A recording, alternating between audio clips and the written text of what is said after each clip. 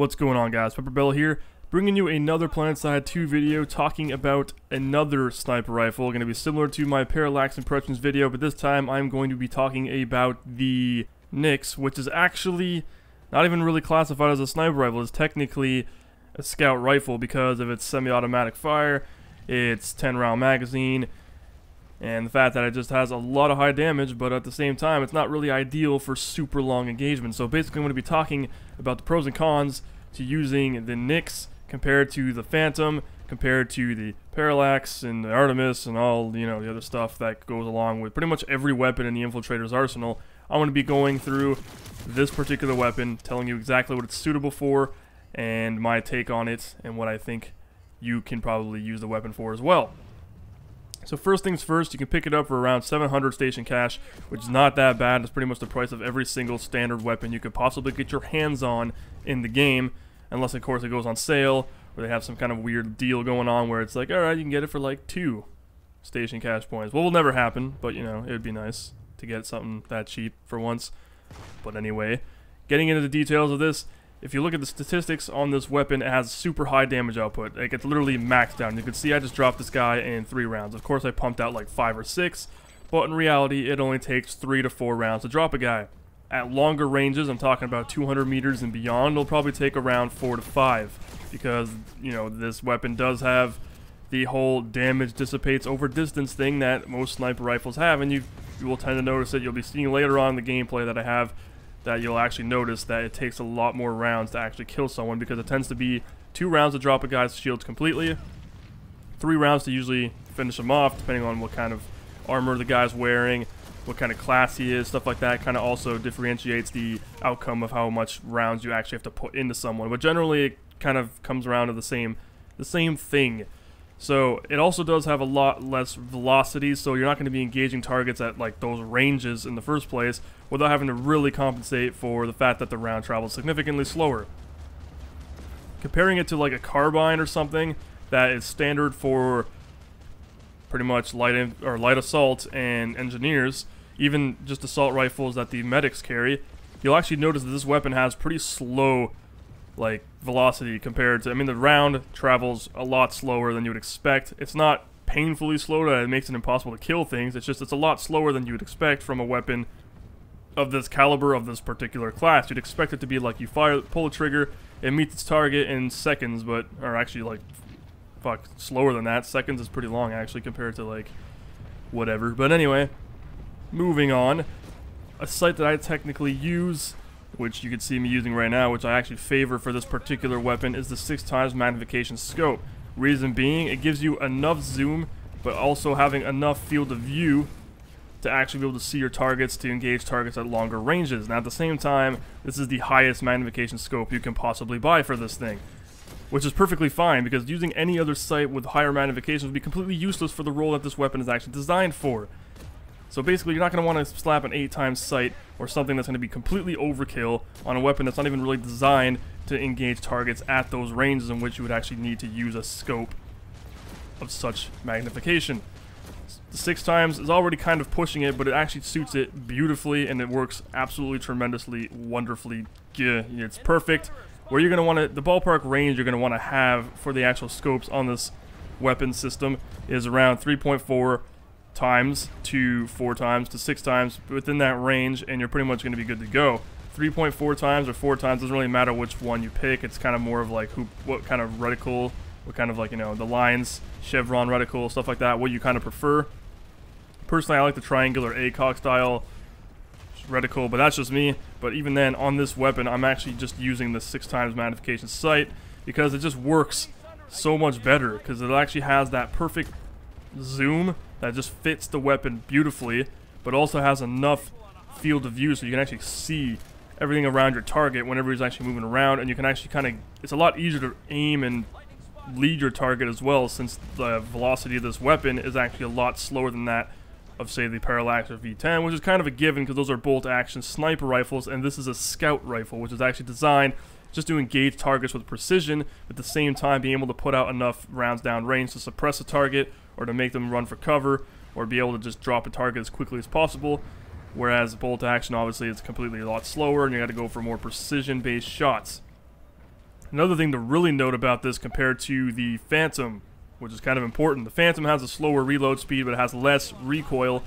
Another thing to note is that this has absolutely, on the Nyx, has no weapon sway. When you have the 6x scope on it, you're going to know that when you zoom in, there's absolutely no sway. That's a very important thing because it makes it a lot easier to engage targets. It's like holding your breath permanently, whereas I heard with the Phantom, and though I haven't actually properly tested the Phantom yet out, but I've been doing a lot of reading, and people said with the Phantom, it actually had weapon sway, scope sway, similar to that of like a traditional sniper rifle, because the Phantom technically is classified as a sniper rifle, whereas when you have a sniper rifle, there's automatically weapon sway involved. Even though you can't equip the 7x, 8x, 10x, 12x sight magnification scopes on it, you still have weapon sway, whereas this is a scout rifle, so there's absolutely no weapon sway at all. They're both semi-automatic, but clearly the Nyx has a lot more damage output, and it has a little bit more of a different role. And the role I'm talking about, which you can see right here, which is what I'm pretty much doing, is the support role, which I'm going to get a little bit more in depth with, is basically not going for kills exactly, but just trying to eliminate targets as efficiently as you can by dropping their shields, kind of wounding them, letting it so other infiltrators around the vicinity of your operational area can also, you know, get in there and just finish off the targets that you're trying to take out. Now, at first, I was actually going for gun kills. I was trying to, like, kill everyone as best I can. I was going for accurate shots, usually. Sometimes I kind of just start spraying rounds out, and you can see that it's not too easy to hit targets with this thing sometimes because the rounds kind of tend to go where they want, which is strange, even though you're aiming right at them. But later on, I started actually realizing that, you know, this is actually a pretty effective way of just being able to damage people and have the actual other infiltrators with bolt-action sniper rifles eliminate them quickly and efficiently.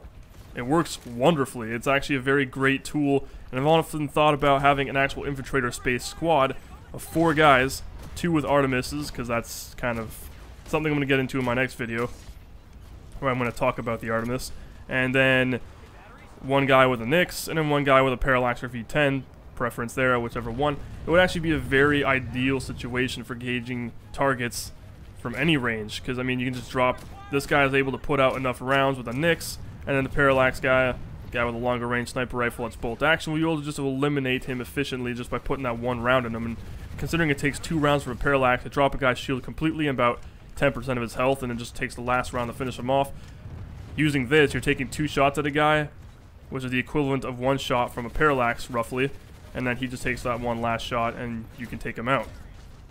Thing is, though, you're thinking that maybe it'd be ideal just to use this thing and kill people with it. Well, yeah, it's true. It's very easy to do the same thing. You don't really need to have that sniper in the background, the other infiltrator, to finish off the target for you. You can easily kill targets as well. The difference is a little bit more difficult because of the fact that there is no high velocity on this thing. It's a lot, you have to lead your target significantly more.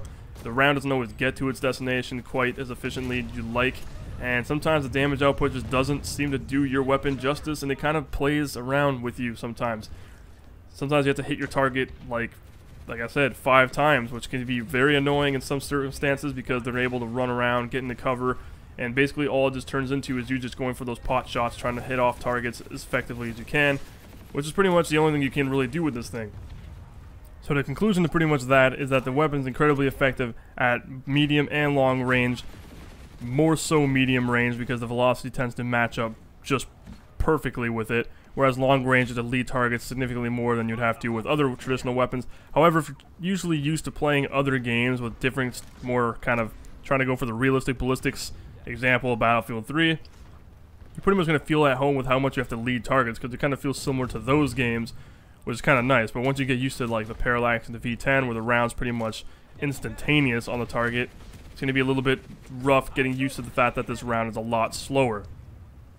The weakness of the Nyx would have to be CQB environments. It's probably the only con I can really find for it. But even then, it's still able to adequately perform in a CQB environment. And how you do so is simply by shooting people in the face. You're probably thinking like, well, that makes perfect sense. That's pretty much how you get things done.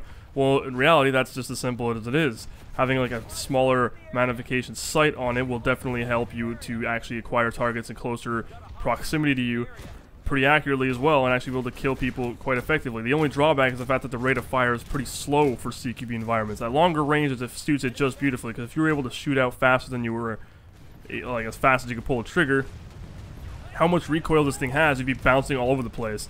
The recoil, as you can see as I'm firing right now, the fastest you fire it, it lines up perfectly with when the muzzle just drops back to its normal position. So as soon as you pull a trigger, it pops up, you know, muzzle climb, recoil, and as soon as it drops right back down to its regular standard firing position, it is pretty much ready to fire off another round again. You can pretty much squeeze off rounds pretty quickly, but at the same time, it's still accurate, so it's not going to be like you're firing it and the muzzle just continuously climbs. It's going to be like you fire it, it climbs up, drops back down, fire it, and that's because how slow the fire rate is. You can't actually make it start freaking bunny hopping all the way up into the sky where you're not going to be shooting anybody in the face. However, in a close quarter environment, it actually works wonderfully when you're firing from the hip. Now, it's not tremendously accurate. You're going to be kind of like missing shots, which is why you got to kind of spam the trigger, because it's kind of like a random spread that they have going on. But one thing to enhance that is to simply get a laser, unlock that laser attachment for this weapon, and suddenly CQB becomes a lot easier and a lot better. The only drawback is, of course, you're going to be going up against guys that are going to have way higher rate of fire weapons than you and a lot more ammo in their magazines, so you're pretty much going to be completely outgunned in every single way you could possibly think of. However, it still is adequate enough that in certain circumstances, in a close quarter environment, you could still defend yourself and still fight back. Obviously, you're going to want to probably use a pistol because it has a higher rate of fire. Kind of tends to shake the guy's jar his screen a bit while you're shooting at him, but it's not going to be dealing as much damage, and it's not going to kill the guy as quickly as this thing can, because 3 rounds is a lot better than having to pump in 5 or 6 from a pistol. Remember that, because this thing only takes 3 to 4 rounds from within 0 to 150 meters. 150 meters to 300 meters, I would say probably 4 to 5 rounds.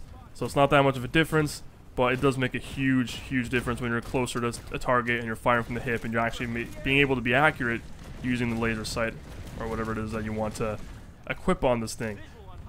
I don't know about grips. I haven't actually tried out the grip to really kind of gauge whether or not that thing makes a huge difference when it comes to recoil.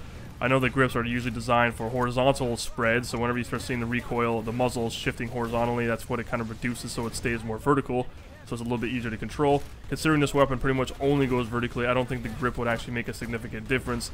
I have no idea, maybe it does.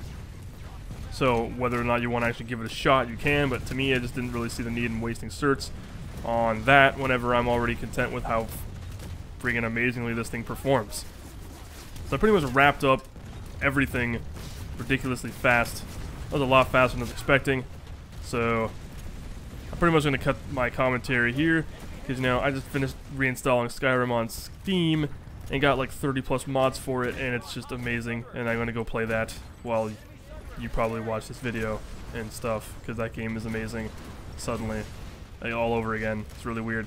Anyway, I hope you guys enjoyed the video. Please remember to rate the video, comment the video, and subscribe if you want to see more in the future. Take care, guys.